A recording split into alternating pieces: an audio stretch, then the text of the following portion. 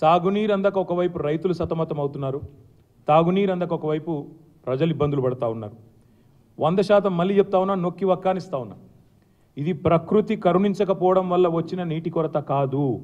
ఇది ముమ్మాటికి వైఫల్యాల కాంగ్రెస్ సృష్టించిన కృత్రిమ కొరత. పోయిన వర్షాకాలంలో సాధారణ వర్షపాతం కంటే 14% అధికంగా వర్షాలు కురిసినాయి. ఇది నా లెక్క కాదు, ఐఎండి లెక్క. మీరు కావాలంటే రిపోర్ట్లు మీ అందరి దగ్గర ఉంటాయి.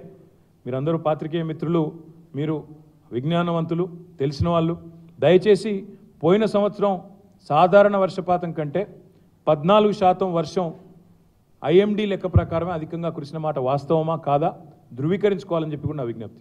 2023 జూలై, ఆగస్టు, సెప్టెంబర్లో పడాల్సిన వర్షాలు పడలేదు. అరే ఎవరు ప్రభుత్వం ఉందే అప్పుడు? ప్రభుత్వం ఎవరిది?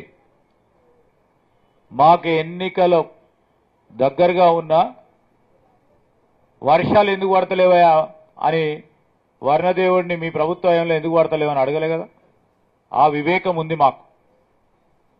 ప్రకృతి వైపరీత్యం వచ్చినప్పుడు రిజర్వాయర్లో నీటి మట్ట కిందికి పోవటానికి కారణము వర్షాభావం అని ఆలోచన పరుడికి ఎవరికైనా అర్థమవుతుంది.